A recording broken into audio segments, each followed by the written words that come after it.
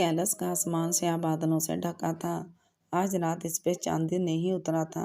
मकई के खेत सुनसान पड़े थे। हर सू जैतून की रसीली लहक और बारिश से पहले की मिट्टी की खुशबू फैली थी। खामोश तारीख रात। जहान ने ब्रेक पे जोर से पाँव रखा तो गाड़ी झटके से रुकी। हया ने इसे देखा। सबज शर्ट, नीली जीन्स और माथे पे बिखरे बाल। वो सोचते हुए विंड स्क्रीन के पार देख रहा था। क्या हमें इससे आगे पैदल चलना है? इसके सवाल पे जहान का अर्तकाश टूटा। इसने चौंक कर हया को देखा और फिर सारे हिलाया। हाँ, ज्यादा दूर नहीं जाना, गाड़ी यहीं छोड़ देते हैं। तुम वापस इस पे आना और इसे खानम के घर छोड़ देना। इसका मालिक इसे वहीं से ले लेगा। अपनी तरफ का लॉक खोलते हुए वो कहते कहते रुका। आर यू श्योर तुम मेरे साथ वहां तक आना चाहती हो? तुम्हें क्या लगता है मेरी हिस मिजाज इतनी बुरी है कि मैं अपनी ऐसी बात मजाक में कहूँगी? वो खफगी से कहती बाई निकल आई। इसने जहान की हदायत के मुताबिक अबाया नहीं लिया था ताकि शामी औरतों जैसी ना लगे और कैलाश की मुकामी औरतों की तरह घुटनों से नीचे कुर्ता तुरक फ्राक ट्राउज़र और सर पे मरियम खानुम का फूलदार स्याह सफ़ेद का स्कार्फ यूं ले रखा था कि स्कार्फ माथे पे लपेट कर इसकी दोनों कोनों की गर्दन के पीछे लगाई और फिर उनको कंधों पे सामने डाल दिया। बिल्कुल कश्मीरी औरतों की तरह। रात के अंधेरे में भी इसका चेहरा दमक रहा था। मैं पहले चलूँगा, जब वो इस झाड़ी तक पहुँच जाऊँ, इशारा करते हुए, तब तुम चलना ताकि हमारे दरमियान फासला रहे। हया ने सर असबात में हिला दिया। वो खामोशी से आगे चला गया। हया ने पलट कर पीछे देखा। वहाँ दूर दूर कुछ बत्तियाँ दिखाई देती थीं। इसने वापस आगे देखा। जहाँ वो जा रहा था वहाँ हर तरफ अंधेरा था। पीछे रोशनी, आगे अंधेरा, अलामती इम्तिजाज। जब वो निशान ज़दा मुकाम तक पहुँच गया तो वो चलने लगी। इसने फिर वही सुर्खील पहन ली थी। जानती थी कि जहान इससे चिढ़ता है, इसीलिए पहननी थी। पाँव का दर्द वैसा ही था, मगर अपना स्याह पर्स पकड़े वो इस कच्ची पक्की ज़मीन पे बहरहाल हील से ठीक चल रही थी। आसमान पे बादल वक्फे वक्फे से गरजते थे। आज वहाँ चांद नहीं था। आज माइन का चांद नहीं था। चंद मिनट वो यूं ही चलते रहे। पैर का दर्द फिर से सवार होने लगा। इसे पछतावा हुआ, लेकिन जहान को चिढ़ाना भी तो था। वो खेत से निकल कर अब एक खुले मैदान में चल रहे थे। गर्मी जोरों की थी। दूर दूर जैतून के चंद दरख्त नजर आते थे। जहान एक बड़े से दरख्त के पास जाकर रुका और मुड़कर इसे देखा। अंधेरे में इसका चेहरा साफ नजर नहीं आता था। वो सुबह रफ्तारी से चलती इस तक आई। सांस जरा सा फूल गया था। वो देखो, जहान ने दरख्त के इस पार इशारा किया। वो तने की ओर से बर वक्त देखने लगी। बहुत दूर, कई सौ मीटर दूर सरहदी बाढ़ थी। खारदार ऊंची तारें। इसके अंदर इज़्तिराब बढ़ता गया। दिल की धड़कन सवा हो गई। 2 बजे तक इधर ही बैठे थे हैं। वो आवाज़ सरगोशी की मानित किए तने से टेक लगाकर ज़मीन पे बैठा। लगता था मेजर अहमद बोल रहा है। हया भी इसके अंदाज में तने से पुष्ट लगाकर उकड़ों बैठ गई। दोनों ने अपने बैग एक दूसरे से मुखालिफ सिमत में रख दिए थे। ऊपर बिजली जोर से चमकी। चांदी लम्हे भर को फैली और फिर सारे में स्याही उतर आई।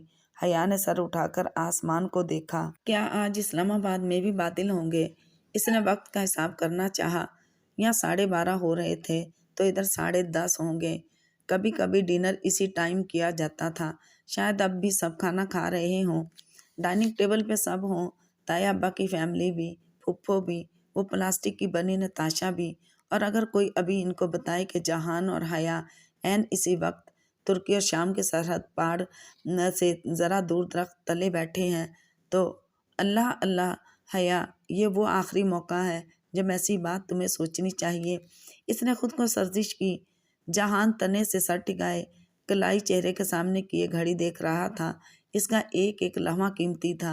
कुछ वक्त इधर बैठना होगा, फिर मैं चला जाऊंगा और तुम वापिस। जहान, क्या यह आखिरी तरीका है शाम जाने का? वह इसको देखते हुए फिक्रमंदी से बोली।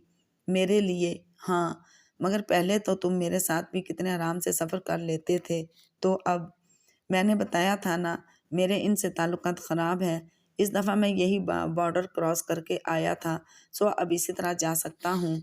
वो बहुत धीमी आवाज़ में समझा रहा था। آج دونوں کا لڑنے کا موڈ نہیں تھا۔ مگر کیا تم جعلی پیپر ورک کر کے نہیں جا سکتے؟ میں اپنی شکل نہیں بدل سکتا حیا، میں ایئرپورٹ پہ گرفتار ہو جاؤں گا۔ بدل تو سکتے ہو، وہ حیا سلیمان نہیں ہے جن سے رات کے اندھیرے میں کوئی ڈرونی شکل بنا کر ملو تو وہ دن کی روشنی میں نہیں پہچانیں گے۔ وہ پورے ہجوم میں بھی اپنا بندہ ڈھونڈ نکالتے ہیں۔ میں اسی شکل پہ کوئی نارمل انسان والی دوسری شکل تو نہیں چڑھا سکتا نا۔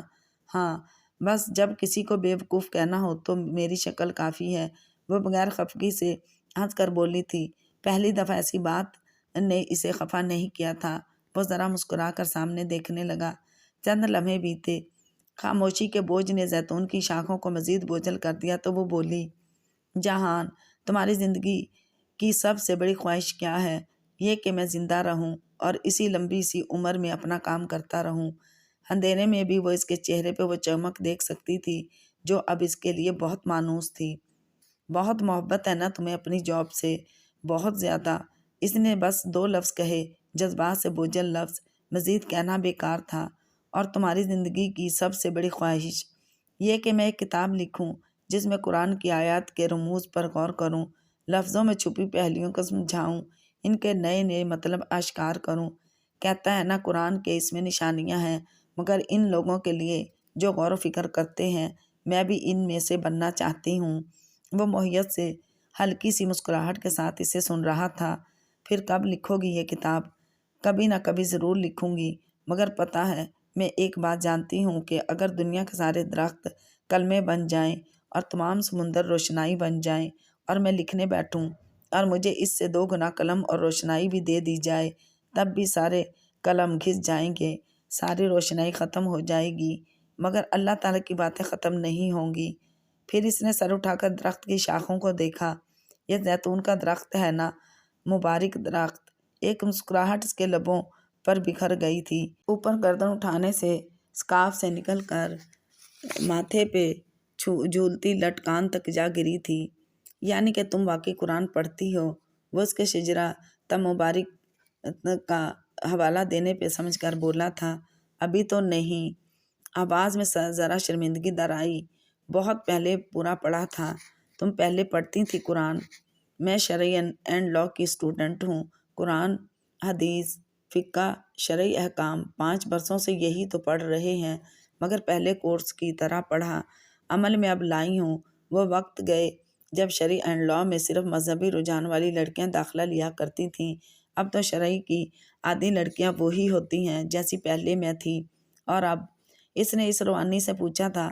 اب تو میں بس کل پاکستان جا کر ہی اپنا ٹائم ٹیبل سیٹ کرتی ہوں قرآن پڑھنے کا۔ وہ جیسے خود سے وعدہ کر رہی تھی۔ جہان نے اسے دیکھتے ہوئے دھیرے سے نفی میں سر ہلایا۔ حیا، قرآن کبھی بھی کل نہیں پڑھا جاتا، قرآن آج پڑھا جاتا ہے، اسی دن اسی وقت، کیونکہ کل کبھی نہیں آیا کرتا۔ اوکے، پھر میں آج سے پڑھوں گی۔ اس نے فوراً بات مان لی۔ اور اگر کوئی اور ہوم ورک ہے تو وہ بھی دے دو، جیسے تم میری بہت مانتی ہو۔ کیا نہیں مانا؟ میں نے کہا تھا واپس چلی جاؤ، مگر تم نہیں گئیں۔ ہاں تو میں اب بھی کیلس دیکھنے ہی آئی ہوں، تمہارے لیے تھوڑی ہی آئی ہوں۔ اس نے ناک سکوڑی۔ زیتون کی خوشبو کچی پکی رسیلی سی خوشبو پر سو چھا رہی تھی، جیسے اس نے کپاتوکیا مقبرے پہ خوبانی نہیں کھائی تھی۔ ایسے ہی اس کا دل اب زیتون کھانے کو بھی نہیں چاہا تھا۔ جہان ساتھ ہوتا تو اسے سننے کے علاوہ کہاں کسی دوسرے کام کے لیے جی چاہتا تھا۔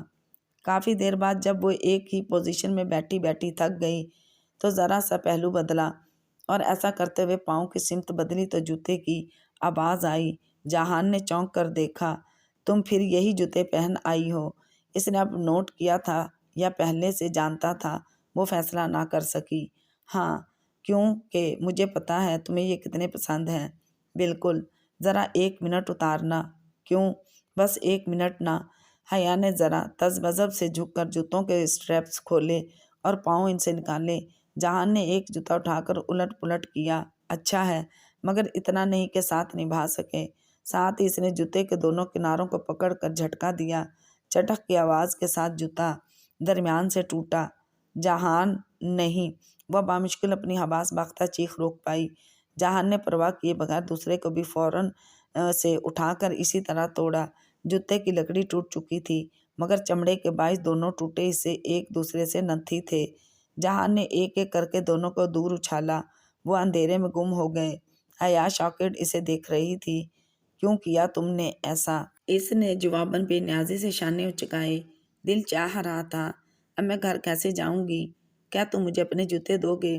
میں بالکل بھی اپنے جوتے نہیں دوں گا۔ اور جو یہ یہاں اتنے پتھر، اتنے کانٹے اور جھاڑیاں ہیں، میں ان پہ کیسے ننگے پاؤں چل کر جاؤں گی؟ وہ خفگی سے بولی تھی۔ یہ جو تم نے اپنے پرس میں نیلے پلاسٹک بیگ میں گلابی رنگ کے کنوینس شوز رکھے ہیں نا، تم یہ پہن کر واپس چلی جانا۔ اور حیا ایک دم چھپ کر ہنس دی۔ وہ ایک دفعہ پکڑی گئی تھی، سوچا تھا اس کو خوب چڑھا کر واپسی پہ کنوینس شوز پہن لے گی، مگر وہ جہان ہی کیا جو بلا اجازت کسی کا بیگ نہ چیک کرے۔ میں دیکھنا چاہتی تھی کہ اگر میرا جوتا ٹوٹا تو تم مجھے جوتا دیتے ہو یا نہیں، اور تمہیں یقین تھا کہ میں نہیں دوں گا، اسی لیے تم دوسرا جوڑا اٹھا لائی۔ ہاں، تمہارا کیا بھروسہ، اسی لیے پلان بی میں نے تیار رکھا تھا، مگر یہ طے ہے کہ میں تمہیں نہیں آزما سکتی، اور تم بھلے مجھے کتنا ہی کیوں نہ آزماؤ۔ وہ محظوظ انداز میں بولی تھی۔ اور تم نے میرا بیگ چیک کیا، مطلب تمہیں مجھ پہ بھروسہ نہیں ہے؟ او نو، بات بھروسے کی نہیں، پروفیشنلز کی ہے۔ اصول ہوتے ہیں۔ اپنے اسکورٹ کو بغیر چیک کیے میں یہاں تک نہیں لا سکتا۔ اور کیا نکلا میرے پرس سے؟ وہ لطف اندوز ہوتی ہوئی پوچھ رہی تھی۔ ایک ٹوٹی ہوئی اینک اور اس رومال میں کیا تھا؟ وہ ذرا چونکی، مسکراہٹ سمیٹی۔ تم نے اسے کھولا؟ آنکھوں میں بے چینی امڑ آئی۔ نہیں، آخر دفعہ سچ بولا تھا نا، ابھی 5 سیکنڈ پہلے جب میں نے کہا کہ میں نے اس کو نہیں کھولا۔ حیا خاموشی سے سامنے اندھیرے کو دیکھنے لگی۔ مبارک درخت کا سایہ اس پل مزید سیاہ ہو گیا تھا۔ میں نے بس آخری تفاصیل چنا، سوچا تھا کہ عائشہ کی طرح کا سفید موتی نکلے گا یا پھر مرے ہوئے جانور کے سوا کچھ نہ ہوگا، مگر ان دونوں میں سے کچھ نہیں ہوا۔ پھر کیا نکلا؟ حیا نے ذرا مضطرب انداز سے نفی میں سر ہلایا۔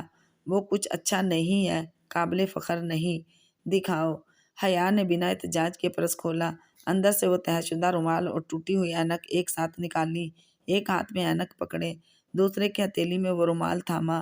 پھر ہتھیلی جہان کے سامنے کر کے کھولی تو رومال کی پوٹلی کھل کر آبشار کی طرح ہاتھ کے ارد گرد گر گئی۔ اب ہتھیلی پہ کاغذ کی طرح رکھے سفید رومال کے وسط میں کچھ رکھا نظر آ رہا تھا۔ جہان نے گردن ذرا آگے کر کے دیکھا اور مسکرایا۔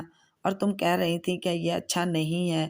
حیا نے رومال کی سمت دیکھا جس کے عین وسط میں ایک موتی چمک رہا تھا، سیاہ رنگ کا موتی۔ عائشہ کے موتی سفید نکلتے ہیں۔ سفید ہوتا ہے پاکیزگی، معصومیت، نیکی کی علامت، مگر میرا موتی سیاہ رنگ کا نکلا۔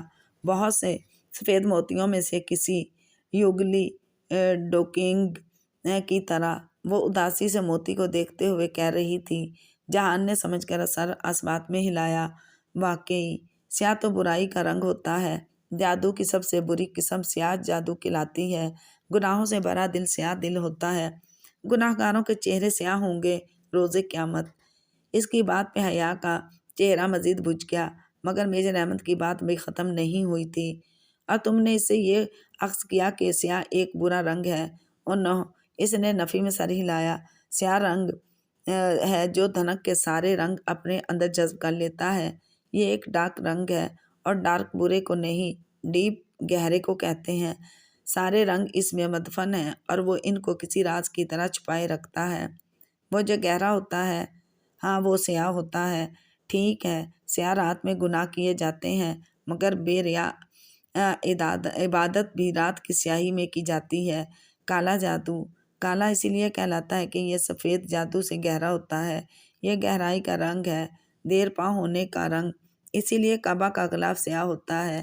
آسمان کا رنگ بھی تو سیاہ ہے۔ بارش کے قطرے اپنے اندر سموئے بادل بھی تو کالے ہوتے ہیں۔